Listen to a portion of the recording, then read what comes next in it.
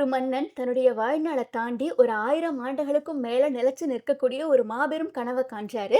அவருடைய அந்த கனவு தான் தஞ்சை பெரிய கோயில். ஆனா அந்த கனவு நனவாகுறதுக்கு அவர் எதிரிகள ஜெயிச்சா மட்டும் பத்தாது. தன்னுடைய நாட்டுல இருக்க எல்லா தரப்பான மக்களையும் ஒன்றிணைச்சு அந்த பணியில ஈடுபடுத்தணும்னு நினைக்கிறாரு. பொன்னியின் செல்வன் வந்து ஆதித்த கரிகாலனோட மரணத்த பத்தி பேசி, அவருக்கு அப்புறம் யார் ஆள்றா அப்படிங்கிற விஷயத்த சொன்னா, உடையார் வந்து ராஜராஜ சோழன் அவர்கள் ஆட்சிக்கு வந்ததுக்கு அப்புறமா என்னென்ன விஷயங்கள்லாம் பண்றாரு, எப்படி எல்லாமே நடக்குது அப்படிங்கிறத சொல்றது. இந்த புத்தக நெடுகிலுமே வந்து அரசியல் சதிகள், அவ்ளோ பெரிய கோயில கட்டுறப்ப இருக்கிற பொறியியல் சிக்கல்கள், காதல், துரோகம், தியாகம் அப்படின்னு ஏகப்பட்ட எலமெண்ட்ஸ் இருக்கு. 3000 பக்கங்கள கொண்ட இந்த புத்தகம் வந்து 6 பாகங்களா இருக்கு. ஒரு பாகத்துக்கு 500 பக்கம், சில பாகங்கள் வந்து 535 பக்கமெல்லாம் கூட போகுது. இந்த புத்தகம் வந்து இணையத்தில இலவசமா கிடைக்குது. நான் வந்து லைப்ரரியில பாகம் 3, 4, 5 மட்டும் எடுத்திருந்தேன். ஏன்னா எனக்கு அது மட்டும் தான் கிடைச்சுச்சு. மற்ற 3 பாகங்கள் வந்து நானும் இணையத்தில இலவசமா தான் படிச்சேன். சரி, இப்ப ராஜராஜ சோழர் வந்து என்ன பண்ணிட்டு இருக்காரு அப்படின்னா, ஆதித்த கரிகாலனுடைய மரணத்துக்கு காரணமானவங்கள வந்து கண்டுபிடிக்கிறதுக்காக எல்லா பக்கமும் வந்து தேடிட்டு தான் இருக்காங்க. சரியான ப்ரூஃப் கிடைக்கல. எப்படி இவங்கள கண்டுபிடிக்கிறது? என்ன பண்றது? அப்படின்னு சொல்லி தெளிவா எதுவும் கிடைக்கல. அந்த சமயத்துல உத்தம சோழன் தான் அரியணை ஏறுறாரு.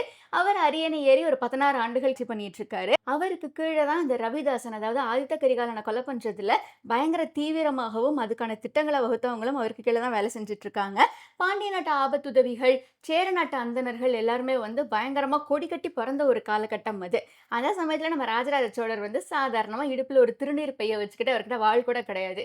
நாட்டுல இருக்கிற எல்லா பக்கங்களும் போகிறது, வர்றது, பேசுறது அப்படின்ட்டு இருப்பாரு. மக்கள் எல்லாருமே வந்து ஆதித்த கரிகாலன் இறந்ததுக்கு அப்புறமா, "நீங்க அரியணை ஏறுங்க ராஜராஜ சோழரே" அப்படின்னு சொன்னப்ப, அவர் வந்து "இல்ல, இல்ல வேண்டாம். அவரே அரியணை ஏறட்டும்னு" சொல்லிருவாரு.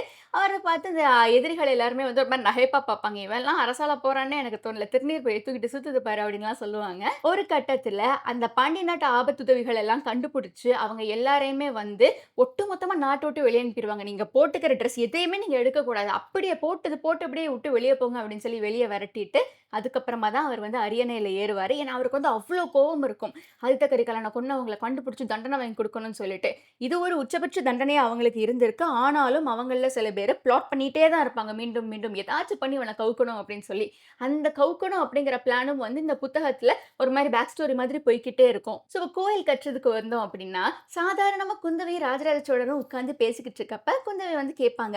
"நீ கோயில் கட்டணும்னு சொல்றல்ல, இந்த கோயில் வந்து என்ன ஒரு 7 பணம் உயரம் இருக்குமா?" அப்படின்னு கேட்பாங்க. அப்பதான் ராஜராஜ சோழருக்கு ஓகே, 7 பணம் உயரம் இது இருக்கணும்னு தோணுது. யோசிச்சு பார்த்துக்கோங்க, ஒரு 1000 ஆண்டுகளுக்கு முன்னாடி அவ்ளோ பெரிய கோயில கட்டியிருக்காங்க. இப்ப இருக்கிற டெக்னாலஜி, அட்வான்ஸ்மென்ட்ஸ், எக்யூப்மென்ட்ஸ் எதுவுமே கிடையாது அவங்க கிட்ட. ஸோ மெல்ல மெல்ல அதுக்கான ஒரு டீம ஃபார்ம் பண்றாங்க. பெருந்தச்சர் அப்படிங்கிறவர் தான் அதுல வந்து சீஃப் ஆர்க்கிடெக்ட் அப்படின்னு சொல்லலாம். அவர்கிட்ட இருந்த ஒருத்தர் வந்து குணவன் நித்திய வினோத பெருந்தச்சன். பெருந்தச்சருக்கு வந்து சில விஷயங்கள் தெரியுது அப்படின்னா, குணவனுக்கு வந்து இந்த கடினமான வேலைகள எல்லாம் எளிதாக்குறதுக்கான நெறைய விஷயங்கள பத்தி அவருக்கு தெரிஞ்சிருக்கும். இத தொடர்ந்தே வந்து நம்ம ராஜராஜ சோழருக்கு பஞ்சவன் மாதேவி அப்படின்னு சொல்லிட்டு, அவரு தேவரடியாரா இருந்த ஒரு பொண்ண மனைவியா சூஸ் பண்ணியிருப்பாரு. அவங்களுக்கும் இவங்கள வந்து ரொம்ப பிடிச்சிருக்கும். சரி, தேவரடியார் பொண்ண மனைவியா கூட்டு வர்றாரு, இவர் வந்து என்ன வச்சுக்க போறாரு அப்படி இப்படின்லாம் எல்லாருமே சொல்றப்ப, அவங்களுக்கு மட்டும் அந்த அரசவையில நெறைய அதிகாரங்கள் இருக்கும். இடுப்புல அவங்க ஒரு கத்திய வச்சே தான் இருப்பாங்க. ராஜராஜ சோழருடைய வேலையில வந்து ஒரு பாதி வேலைய இவங்க தான் செய்வாங்க. பஞ்சவன் மாதேவியே ஒரு இடத்துல புலம்பியிருப்பாங்க. அது எப்படி மற்ற அரசியர், மற்ற மனைவியரெல்லாம் பார்க்கிறப்ப கதை சொல்லணும், ஜாலியா இருக்கணும்னு தோணுது. என்ன பார்க்கிறப்ப மட்டும் அந்த சோகம் மூஞ்சில வந்து அப்பிக்குது. என்கிட்ட மட்டும் புலம்பிக்கிட்டே இருக்காரு அப்படின்லாம் சொல்லுவாங்க. கதாபாத்திரம் வந்து அவ்ளோ அருமையா வடிவமைக்கப்பட்டிருக்கும் இந்த புத்தகம் நெடுகிலுமே. சரி, இப்ப அந்த கோயில்ல சிலையெல்லாம் வைக்கணும் இல்லையா? சிலைக்கு யார மாடலா வைக்கிறது அப்படிங்கிறப்ப, தளிசேரி பெண்டுகள் அல்லது தேவரடியார்கள வந்து நெறைய இடங்கள்ல இருந்து கூட்டிட்டு வருவாங்க. இந்த தேவரடியார் பெண்களுக்கெல்லாம் வந்து ஒரு இடத்துலயுமே தலைக்கோழி அப்படின்னு சொல்லிட்டு ஒருத்தவங்க இருப்பாங்க. அவங்க தான் அந்த குரூப்புக்கு ஹெட் மாதிரி. இவங்கள இங்க கூட்டிட்டு வந்தது எதுக்காகன்னா, அதாவது ஆடி பாடுறதுக்காக. அதாவது இந்த ஊரே வந்து இந்த மாதிரி வேலையில இருக்கப்ப களைப்பா இருக்கும். ஸோ நீங்க ஆடி பாடுங்க. பிளஸ் நீங்க தான் வந்து நிறைய சிலைகளுக்கு மாடலா இருக்க போறீங்க அப்படின்னு சொல்லி தான் கூட்டிட்டு வருவாங்க. உமையாள் அப்படிங்கிற ஒரு பொண்ணு வந்து அதே மாதிரி நெறைய சிலைகளுக்கு மாடலா இருப்பாங்க. அவங்க வந்து சீராளன் அப்படிங்கிற ஓவியர கல்யாணம் பண்ணிக்குவாங்க.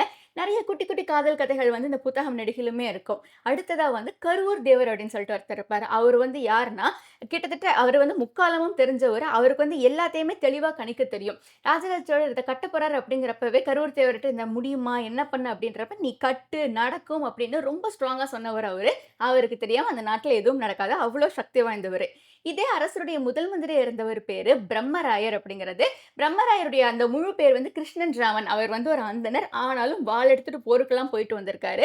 அவரு தான் ராஜாவுக்கு பெரிய அட்வைசரா இருந்திருக்காரு. அவருடைய மகன் அருள்மொழிப்பட்டன்னு ஒருத்தர் இருப்பாரு. அவரு வந்து ராஜாவோட மகனான ராஜேந்திர சோழன் இருக்காரு இல்லைங்களா?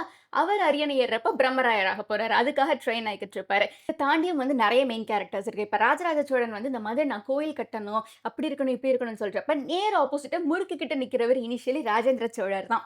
ராஜேந்திர சோழர் வந்து, "என்ன நீங்க இந்த மாரி நாட்ல வந்து இவ்ளோ இது இருக்கு. நாட்ட சுத்தி படையெடுக்கணும், எல்லார்ட்டயும் போய் அத பண்ணணும், இத பண்ணணும்" அப்படின்னு சொல்லிட்டு, ஆரம்பத்துல இந்த கோயில் கட்டுறதுல அவ்வளவு முனைப்பு அவருக்கு நிச்சயமா இருக்காது. அவரு வந்து எப்பயுமே, "நான் வந்து போருக்கு போணும், ஜெயிக்கணும், அடிக்கணும், உதைக்கணும், மிதிக்கணும்" அப்படின்னு சொல்லிட்டு ஒரு மாரி இள ரத்தமா, ஒரு மாரி பயங்கர இதா தான் அவரு இருப்பாரு. ஆனா, ஒரு கட்டத்துல அவருமே வந்து புரிஞ்சுகிட்டு மெல்ல மெல்ல ஓகே, நானும் வந்து இந்த மாதிரி ஒரு கோயில கட்டப்போறேன் அப்படின்லாம் சொல்லி ஒரு கட்டத்துல அவரும் வந்து ஒரு முடிவெடுப்பாரு. கோயில் வேலைகளுக்கு சாப்பாடு தேவைப்படும் இல்லைங்களா? ஸோ, அந்த அரசவையுடைய அந்த நெற்களஞ்சியத்துலருந்து நெல் எடுக்கிறது, அவங்களுக்கு தேவையான எல்லா விஷயங்களையும் பண்ணி குடுக்கணும்ல. இப்ப அவ்வளோ பேர கூட்டிட்டு வந்தாச்சு. அவங்களுக்கு சோறு போடணும், ட்ரெஸ் குடுக்கணும், தங்கறதுக்கு இடம் குடுக்கணும். சாப்பாடு வந்து அவ்ளோ நல்லா இருந்தது. அத படிக்கிறப்பவே சாப்பிடணும் போல இருந்தது. அதாவது வெல்லத்துல டிப் பண்ண ஸ்வீட்ஸு, அப்பம், பணியாரம், மிளகு ரசம், பெரண்ட துவையலு, காய்கறி போட்ட குழம்பு, அந்த காரக்குழம்பு, நெய் ஊத்துனது அப்படின்னு சொல்லி, நமக்கு படிக்கிறப்பவே, இவ்ளோ சாப்பாடு குடுத்துருக்காங்களே அப்படின்ற மாரி இருக்கும். அதாவது ஸ்கெட்யூல் அந்த வீரர்கள்லாம் பேசிக்கிற மாரியே இருக்கும். காலைல 9 மணிக்கு இது கிடைக்கும், 11 மணிக்கு இது கிடைக்கும், 1 மணிக்கு இது, 3 மணிக்கு, 6 மணிக்கு அப்படின்னு சொல்லி, நைட்டு படுக்க போற வரைக்கும் படுக்க போறதுக்கு முன்னுக்கூட்டி வந்து அந்த பால் குடுப்பாங்க. மதியானம் சாப்பிட்டு முடிச்சதுக்கு அப்புறமா இனிப்பான மோர் குடுப்பாங்க. அப்படின்னு சொல்லி நெறைய சாப்பாடு எல்லாருக்குமே வந்து போட்டுக்கிட்டே இருந்திருக்காங்க வர வர. ஸோ அந்த அளவுக்கு அவங்க வந்து அவ்ளோ பேக்கப் இருந்திருக்கு. ஆனா இவ்ளோ கோயில் கட்டுறப்ப மக்களுக்குள்ள பஞ்சாயத்து வராமலா இருக்கும். மறவர்களுக்கும் அந்தணர்களுக்கும் பிரச்சனை. மறவர்களுக்கும் சிற்பிகளுக்கும் பிரச்சனை. அதாவது மறவர்கள் வந்து நாங்க போருக்கு போய் அவ்வளோலாம் ஜெயிச்சுட்டு வரோம். நீங்க பாட்டுக்கு ரூம்குள்ளயே உட்காந்துக்கிட்டு இங்கிட்டு அங்கிட்டுமா தட்டிக்கிட்டு இருக்கீங்க. கேட்கிற நேரத்துக்கு உங்களுக்கு எல்லாம் கிடைக்குது. எங்கள மாதிரியா நாங்க வெயில்லயும் மழையிலயும் கஷ்டப்பட்டோம்னு சொல்றது. ஒரு குரூப் ஆஃப் அந்தணர்கள் வந்து வேதம் சொல்றது தான் எங்க வேலை. கணக்கெழுதலாம் எங்கள கூப்பிடாதீங்க. கோயிலுக்குலாம் எந்த வேலையுமே நாங்க செய்ய மாட்டோம் அப்படின்னு முறுக்கிட்டு போறது அப்படின்னு சொல்லி நெறைய கேட்டகரிஸ் ஆஃப் பீப்பிள் வந்து த்ரூ அவுட் ஒரு மாரி கான்ஸ்டன்ட் சண்டையிலே தான் இருப்பாங்க. ஒரு கட்டத்தில பூரண மதுவிலக்கெல்லாம் வேற ராஜராஜர் அமல்படுத்திருவாரு. எல்லாருக்குமே ஷாக்கா இருக்கு. ஏன்னா அரசவையில இருக்கிறவங்களே வந்து லைட்டா அப்பப்போ குடிக்கிற பழக்கம் உண்டு. நான் அவ்வளோ ஸ்ட்ரெஸ்ஸா இருக்கு. என்ன பண்ணுவேன் நானு அப்படிலாம் சொல்லி, ஸோ அந்த ஒரு பாயிண்ட்ல வந்து மதுவிலக்கையும் அவர் வந்து வெற்றிகரமா கொண்டு வந்தாரு. இந்த அவங்களுக்குள்ள இருக்கிற பிரச்சனைகள் எல்லாம் ஒரு மாரி ஸ்ட்ராட்டஜிக்கா டீல் பண்ணுவார் ராஜராஜ சோழர். அதாவது அவருக்கு வந்து ஏழைகளுக்கு நிகரா உட்கார்ந்து பேசவும் தெரியும், பணக்காரர்களுக்கு நிகரா பண்ணவும் தெரியும், போர் செய்யவும் தெரியும், ஆட்சி புரியவும் தெரியும். ஒரு மாதிரி எல்லாமே கலந்தவர் தான் அவரு. கோயிலோட லிங்கம் வந்து 2, 3 தடவ வச்சு அதாவது பீஸ் பீஸா கட் பண்ணி அத செஞ்சு தான் உள்ள போய் ஃபிட் பண்ணுவாங்க. 2, 3 தடவ அந்த லிங்கம் வந்து சரியா பொருந்தாம கீழ விழுந்துகிட்டே இருக்கும். கருவூர் தேவர் வந்து அப்ப வந்து சொல்லுவாரு, "என்ன சிற்பிகளும் மறவர்களும் மட்டுமே லிங்கத்த செதுக்கினா எப்படி? நாட்டுல இருக்க எல்லாரையும் கூட்டு வாங்க. அரசவையில இருக்கிற பெண்கள கூட்டிட்டு வாங்க. எல்லாருமே வாங்க" அப்படின்னு சொல்லி ஊர்ல இருக்கிற நெறைய கேட்டகரிஸ் ஆஃப் மக்கள்லேருந்து சில பேர் சேர்ந்து சேர்ந்து அந்த லிங்கத்த வந்து ரொம்பவே அழகா வடிவமைச்சிருப்பாங்க. அப்ப கருவூர் தேவர் வந்து சொல்லுவாரு, "பாருங்க இப்படிதான் கொண்டுட்டு வரணும். எல்லாரும் சேர வேண்டாமா? அப்புறம் எப்படி அது நிக்கும்?" அப்படின்னு சொல்லி, எல்லாருமே சேர்ந்து கட்டின ஒரு கோயில் இது. மக்கள் எல்லாருமே அவ்ளோ வீரமா பண்ண ஒரு விஷயம் இது அப்படின்னு சொல்லி எக்ஸ்டென்சிவா பேசியிருப்பாங்க. ஏன்னா, இப்ப ஒரு கட்டத்தில வந்து இந்த மேல போய் ஏறி நின்னு கட்டுறது அப்படிங்கிறப்ப எப்படி பாதை போடுறது? பாதை வந்து ஸ்ட்ரெய்ட்டா போட முடியாது. வளைஞ்சு வளைஞ்சு போடலாம் அப்படின்னு சொல்லி குணவன் சொல்லுவாரு. சில சமயம் வந்து மேல இருந்து மண்பாறை கீழ விழுந்துருச்சு அப்படின்னா, கீழ இருக்கிற எல்லாருமே வந்து இறந்து போயிருவாங்க. மண்ணெல்லாம் கண்ணுக்குள்ள போயிரும். விலங்குகள்லாம் வேற இருக்கும். இதுக்கெல்லாம் அவங்க வந்து தோதான சொல்யூஷன எப்படி கண்டுபிடிக்கிறாங்க?